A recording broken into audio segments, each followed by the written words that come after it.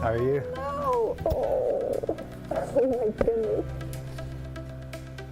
A loving hug, years in the making, once two strangers, now friends with an unbreakable bond. And it all started with one swab.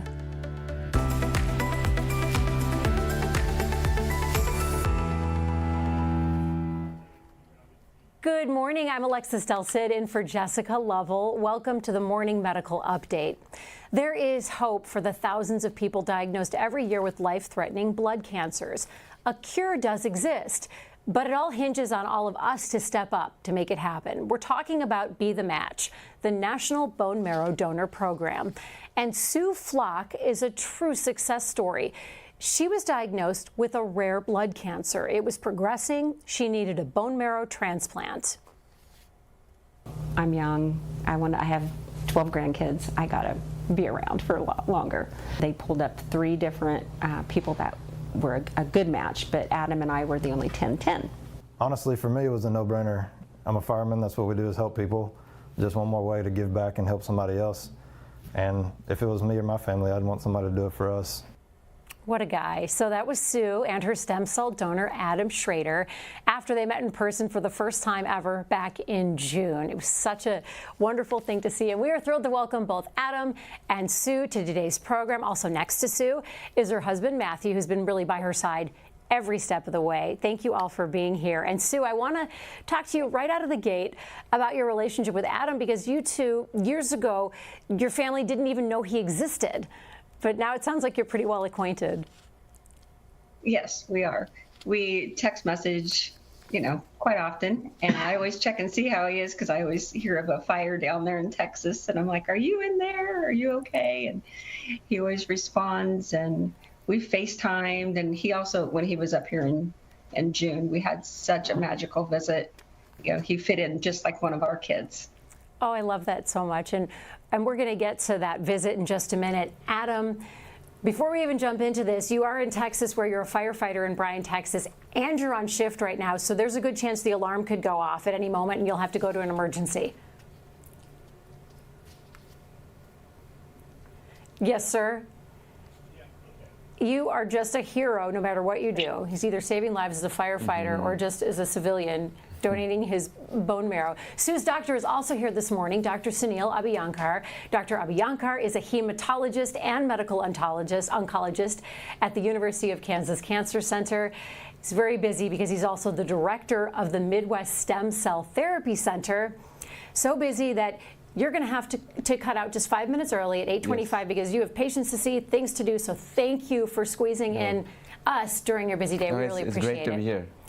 This must be so cool. I want to get back to Sue. When, Sue, you had your stem cell transplant, that was in February of 2022, so it's been about 16 months. How are you feeling? I'm feeling great. Probably 90% normal, except the old brain kind of does some weird things. Like today, I thought it was at 9 o'clock, not 8 o'clock, but anyway. Well, that could happen to any of us. Your cancer diagnosis, I understand you'd been living with a blood disorder for quite a while. Then the cancer diagnosis came later. Yes. So, I think it was 2 August ago. I was feeling tired again, and so I had blood work done, or actually a bone marrow biopsy done, and it showed it had progressed to myelofibrosis. So Dr. Abhyankar, talking about Sue's case, how does something like myelofibrosis turn into leukemia, and what exactly is myelofibrosis? So good question. So Sue, to begin with, had a very high platelet count, and she had a condition that's called thrombocytosis, which just means high platelet numbers. Platelets are the cells that are in the blood that are responsible for clotting, and normal platelet count is around 150,000. When you look at the CBC, you will see 150, which is 150,000 is a platelet count. But when you have thrombocytosis, the platelet count can go very high, so it can go above 1 million. And then there's a risk for clotting, because the platelets are responsible for clotting normally, clotting of the blood. So that's the condition that she had. And we know that over time, the thrombocytosis that crowds the bone marrow then leads to a deposition of scar material into the bone marrow, and the scar material is called fibrosis. Okay. So over time, the bone marrow gets scarred, and when there is scarring that's occurring inside the bone marrow, then the normal bone marrow cells that are growing there, they have to move out, and then they go and crowd into the spleen and into the liver and make those organs enlarged. So by that's crowding. how And then it morphs. that's what happens in myelofibrosis, where the bone marrow doesn't have enough space for the Okay. healthy cells to grow. And there are certain mutations in the genes that are associated when these conditions happen. And some people who have myelofibrosis, if they have those gene mutations, these are, by the way, not inherited mutations. These are This could happen to anyone. These are acquired, acquired mutations. It can become into leukemia. And you gave Sue a choice right out of the gate. You told Sue she didn't have to get a transplant. So why would someone choose to wait instead of getting the transplant, and what would be the alternative? So myelofibrosis, is an incurable condition otherwise. And we don't have good medicines that can cure it. We have medicines that can control the symptoms. So when somebody has myelofibrosis, as I mentioned, the spleen becomes large and sometimes becomes really big, so that it causes discomfort. It can press on the stomach, and then the person has less appetite, they lose weight, they can have low blood counts and bleeding. So it is a condition that can progress over many years. In Sue's situation, we found when she had a bone marrow test done that there were some mutations in the genes in the bone marrow that would suggest that this myelofibrosis is evolving into becoming into a more aggressive myelofibrosis, which then is a first step into becoming into leukemia. So Sue decided right out of the gate to go ahead and get the transplant. Sue, what motivated you the most? And I want to precede this by saying you have shared some amazing family photos with us. I'm guessing that kind of played into your decision. Yes, we have 5 kids and we have 12 grandchildren. And I want to be around for a long time with them because they are my go-to, they are my life. You talk sometimes like you have 6 kids now when you count Adam. I do. Adam and welcome to the Kristen just family. fit in so perfect. Matthew, as her husband, did you just go ahead and want her to do it, or did you have any apprehension? I had the apprehension when they immediately talked about a transplant. She just immediately said, "Let's do it." I actually can remember plain as day. I said, "Whoa, whoa, whoa, whoa, whoa! Let's take a little time on this." And she made a decision. And on our way home from the doctor's office, we talked about it. And I said, "I'll support whatever decision she wants to make." So it was a go from right out of the gate. So then doctors send your blood information in to be the match, and then that's where we bring Adam in, because Adam, you had joined the bone marrow registry for a very specific person a while ago, but it wasn't Sue. So why were you on the registry? There was a guy in our sister city who had leukemia and was looking for a match. So they came to our fire department and asked who would be willing to swap to see if we were a match for him. And after that, kind of forgot about it until they called and said, "Hey, you've been matched with someone. Would you still be willing to donate?" And it was obviously a no-brainer for me. And I talked to my wife, and she had the same apprehension, I think, at first, but we went ahead and, like I told her, if it was one of our family, we'd want somebody to do it. So we went ahead and did it. So how long had passed by when you signed up to be on the registry? Then when did you get the call? How much time had passed? It was right at 9 years. Oh, 9 years. Okay. Yes, ma'am. Wow. So that's quite a while. At this point, you might have even forgotten you'd joined the bone marrow registry. Absolutely. Absolutely. So your wife was on board. At this point, though, after you match, you don't even know each other's names. In fact, they only tell you a gender. And so, Sue, you knew Adam was a 32-year-old man, and that's it. However, you have said that you found extra meaning in that number, 32. Yeah, that was my lucky number. Really? Clear back from grade school, been my volleyball number. Yeah. So Oh, 32's wow. always meant a lot to me. Where did you play volleyball? St. Mary's, Kansas. St. Mary's Nice. High. Yeah. Well, that's amazing. It sure is your lucky number. We want to take just a quick second to promote Be the Match because it is so necessary and incredible what happens on Be the Match. You can go to bethematch.org. If you are under the age of 40, you can join the registry. It's that simple, and you might save someone's life, just like Adam did, which is remarkable. Originally, Adam was scheduled, you were scheduled to have bone marrow taken from your hip bone. But then the plan changed, and it was decided, Dr. Abiyankar, that he only needed to donate blood, not the actual bone marrow. So what happened with that? So when a person volunteers to donate their stem cells, there are two ways of donating the stem cells. The older method was where we actually go into the hip bone under anesthesia and aspirate out the bone marrow stem cells and then collect them in a bag.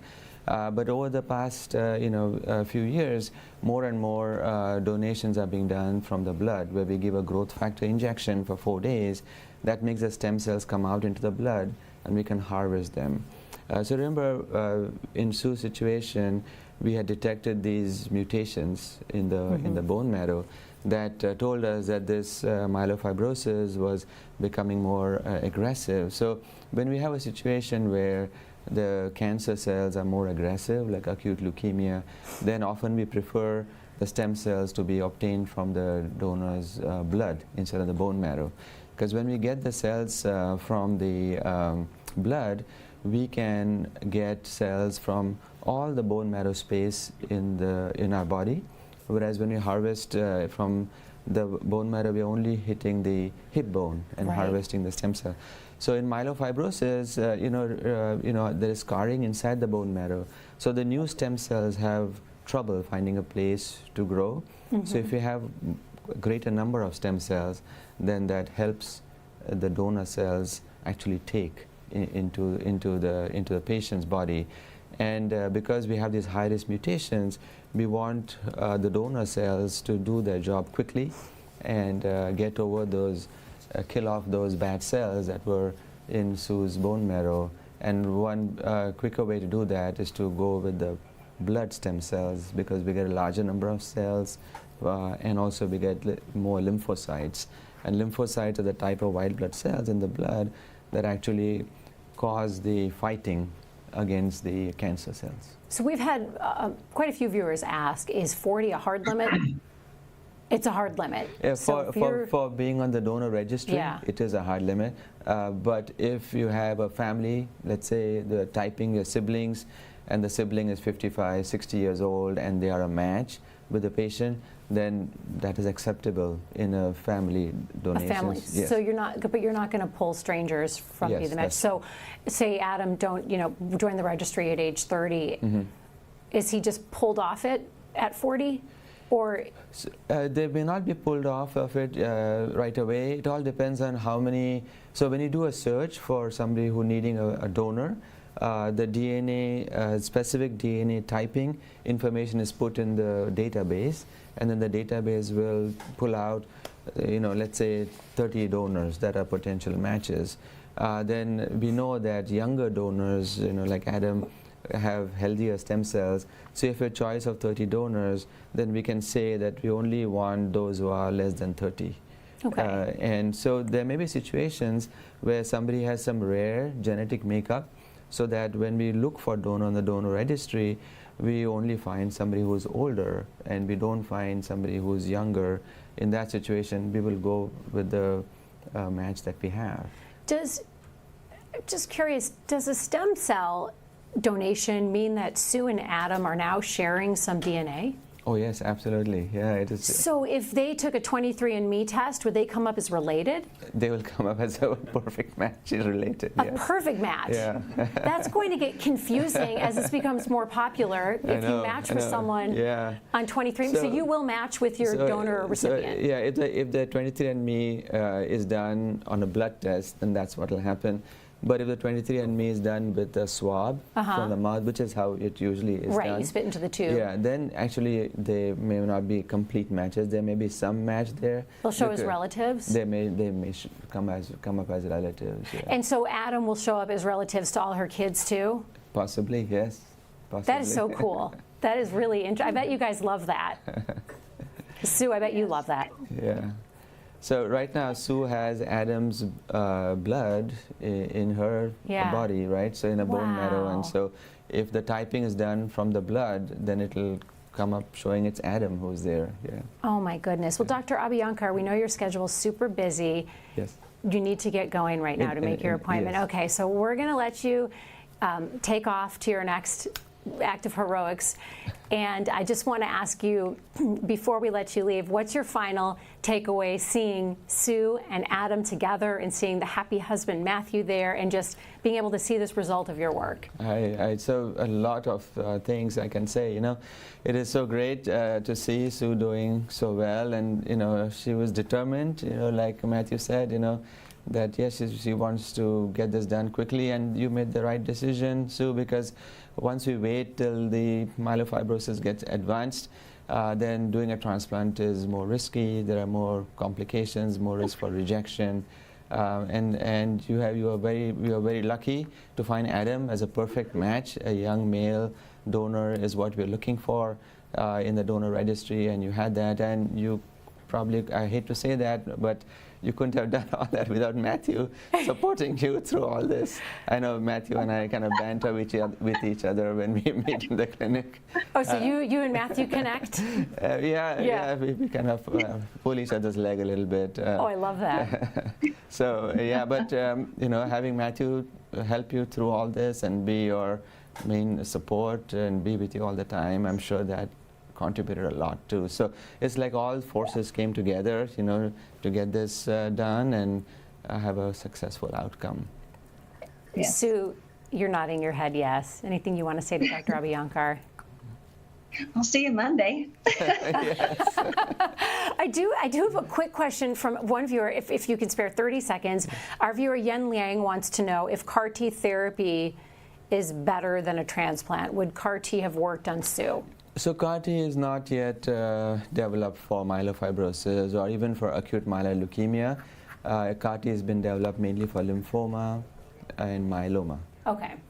Thank you, Dr. Abhyankar. Right. I Thank know you. You've got a motor. Good we to see you really all. appreciate it. And the guys will unhook all of the cords from you as you walk out so you don't take those to your next appointment. Have a good day. You too, Bye-bye. Dr. Abhyankar. We love when you send us your questions and your comments, just like Yen Liang did. So be sure to send them to us on Facebook, YouTube, the Medical News Network email, Twitter. We're everywhere. And we love connecting with you. Quick question for Matthew. I want to bring the hubs in. So you've been front and row to Sue's recovery. What's been your perspective on what the transplant was like just in the immediate days after Sue received it? Oh, you know, we obviously we didn't know what to expect, but I'm going to put a plug in for the staff at the hospital. Anytime that something happened, they told us before they did anything. They said this was what was going to happen and what to watch out for, and they were just right spot on. I cannot say enough about the staff that at the medical facility. Her recovery was really good. We were fortunate. She's on a myelofibrosis Facebook group, and we see kind of some horror stories that a lot of the people are having, and Sue did not have them. She did what the doctor said. She exercised. It was just amazing. I want to get to the good stuff because this beautiful video we have from just this past June, for the first time, Adam and Sue get to meet face to face. Clearly there were some strong emotions. Adam, what was going through your mind when you finally got to hug her? I was just happy that we finally got to meet. You know, we had talked on the phone and we had texted back and forth and stuff, and to finally get to meet her in person was awesome. And now that you share DNA and you're part of the family, Sue, you look like you were just beaming the whole time, couldn't stop hugging him. What was going through your mind? Yes. Oh, he's just such a remarkable young man, and for him to be so much like our family, I was really nervous before, and when just hearing his voice just calmed me, and I just knew he was a perfect match. I wished I would have known him before I had the transplant, because I had a lot of emotions of thinking, oh my gosh, somebody else's blood is going in me, and it was kind of freaking me out. And I think if I would have known Adam and the wonderful young man he is, it would have been easier to go through. But I've got to find out now, and we're just so blessed to have him and Kristen and the kids. It looks like was that one of your grandkids hugging him and crying in the video? It just looked so sweet. That was Swayze. That was Adam's daughter. Yeah. Oh, it was your daughter. So she came along too. So you got to meet all the family got to meet. How beautiful. The whole family. Yes. That's wonderful. Yes. I said they just all fit in. Even the kids were playing with all of our grandkids like they were just part of the family. Those kids are going to have a good Christmas this year. The family just got bigger and cooler and more interesting. And then, Adam, you got to hang out in Topeka for a few days after you arrived. And it looks like Sue and Matt showed you a really good time. What kinds of stuff did you do together? Well, they had a little party at their house where I got to meet all their family, and our kids got to play with their grandkids and stuff. And then we went to the zoo, and we hung out with them. Then Monday before we left, we got to go meet Dr. Abianca and all the medical staff that took care of Sue during the whole process. So it was a really good time. It was a tiring week, but it was a good time for everybody, for sure. The good kind of tired, where you go to sleep happy and wake up thinking it was a dream. Tell me about the T-shirts. Well, I had those made. My daughter-in-law made those for us, because I think I saw the idea on myelofibrosis page, and they just mean so much, because I was not alone. I had all my friends and family, and I just felt so loved with it. They're really beautiful. We love getting our community response to live throughout the program, so be sure to reach out. Oh, look at that picture. Huge family all wearing those. That's all of our kids and grandkids then. That's amazing. It's like a little army of beautiful, loving people. Be sure to send in your questions. We'll get to them in a minute. Now, we just be sure to send in the questions for Sue and for Adam and for Matthew. If you have any for Dr. Abiyancar, we'll try to get those to him later on in the day and see if we can't get you those answers. Again, you can tweet us, email us, send us a Facebook message. We're everywhere. We want to bring in Dr. Dana Hawkinson, Medical Director of Infection Prevention and Control. Switch gears just for a moment to talk about our COVID count. Yeah, just briefly. Yeah, it's always good to work with Dr. Abiyancar. I know he's busy seeing a lot of patients right now, has a lot of clinical duties because he does a lot of good work. So right now in the hospital, talking about COVID and our COVID count, we had higher numbers. Our numbers are getting back down as far as the active cases. We have 6 total. 4 active, 1 in the ICU, 0 on the ventilator. So good trend so far. We'll see what happens over the next couple weeks. What's your perspective on this uptick we've been hearing about in the news, COVID cases across the U.S.? Some are calling it a surge, but your belief is the term might be a little dramatic? Yeah, I think we need to just be careful. We know we've talked about, Dr. Stites has talked about increased surveillance in the water testing, the wastewater testing. That can be a harbinger of maybe increased viral circulation.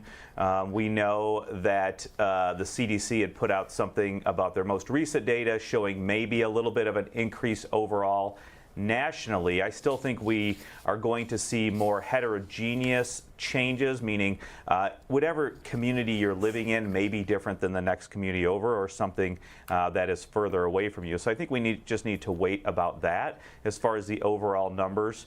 And as we have talked before, this disease has really started to become a disease of those most at risk. So certainly age, those with immune compromising conditions, other chronic medical conditions like diabetes, lung disease, heart disease, all of those things put you at higher risk for hospitalization and severe disease. And so we really just need to see where it goes. And certainly we know the vaccine, the new monovalent booster vaccine, will be coming out. Hopefully that will be rolled out sometime in September.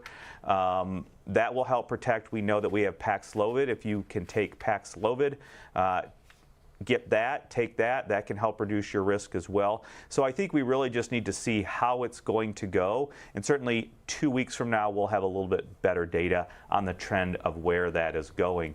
But we'll continue to watch. Certainly we were concerned this past week about maybe our numbers increasing. Now they were still under 10 active patients in the hospital, which is a good thing. And now it's back down. So I think it's just a matter of watching those numbers day to day and then going back and looking retrospectively, is there a true change in the trend? Again, hopefully we can keep the lowest numbers of active infections as possible. Do we have any reporters on the line today with any questions for Dr. Hawkinson? We have plenty of questions coming in from our viewers for Sue and Matthew and for Adam. First one comes from Corey. Corey wants to know, how long did the actual donation take? The actual donation was scheduled for about 6 hours, but ended up only taking about 2.5. Nice. And then Sue, on your side, how long did it take? Well, he had 3 bags of blood that I received, and I think I had to have each one within a 25-minute increment. Okay. So they not did a long. bag, then they would go get another one. So it was pretty quick. Adam, did you feel any side effects from the donation? Viewer Lynn wants to know. No, ma'am. The shots made my bones a little bit sore when they were overproducing the stem cells and stuff. But as far as the donation went, it was literally an IV in each arm, and they pulled it out and got what they wanted. So, What does it feel like when you say your bones are sore? Does it feel like a muscle ache?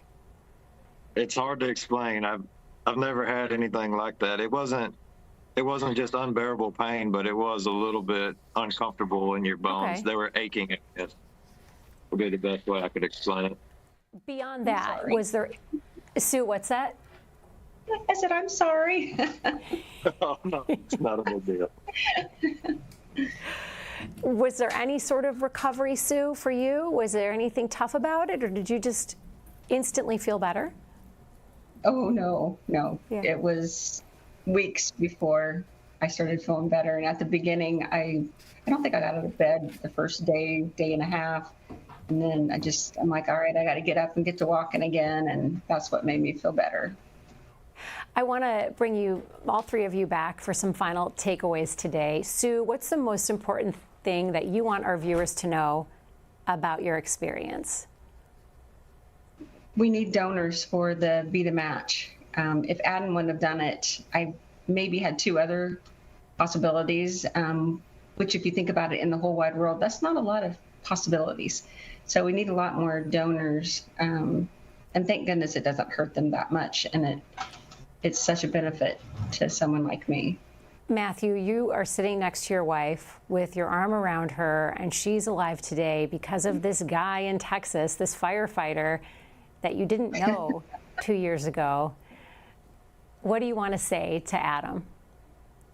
Well, like what I said when we met back in June, that I just love him. I love what he did, and he's part of our family now. One of them pictures that you showed earlier, the whole family, Adam and Kristen and the kids were all in that picture because they are a part of our family now. That's beautiful. Adam, what would you like to say to the flocks, but also to anyone watching who's on the fence about joining the registry? I say if you're even thinking about it, do it. I mean, it was a no-brainer for me, obviously. Like I said, when I got the call that I had matched with someone, she was very similar, close to age with my parents, and you don't know who it is, but in the end, it doesn't matter. You're helping somebody that has a life-threatening disease, and all you have to do is go get some blood taken. It's nothing for me compared to what she had to go through. So, and Mr. and Miss Flock know the way I feel about them. They want to come to Texas to visit the family, so we're welcome. That's beautiful. Yes, we can't wait to meet his family and thank them for having such a wonderful young man. Families are built in all sorts of unique ways, and this is just another really unique way that your family has multiplied. It's just so sweet to see this and see all three of you together. Thank you so much for taking time to join us this morning. Adam, Sue, Matthew, we appreciate you. We're so happy for you. And thank you to our viewers for joining the conversation. Have a fantastic weekend. We will see you right back here on Monday morning. Coming up Monday on the Morning Medical Update. For Pam Wilson, the worst part of cancer was everything after the treatment. Graft versus host disease sent her back to the hospital again and again. I'm Alexis Del Cid on the next Morning Medical Update. Sometimes survivorship is the hardest part. How Pam faced her complications, both physical and psychological, Monday at 8 a.m. Subscribe to our Morning Medical Update and Open Mics with Dr. Stites podcast. Now, everywhere podcasts are available.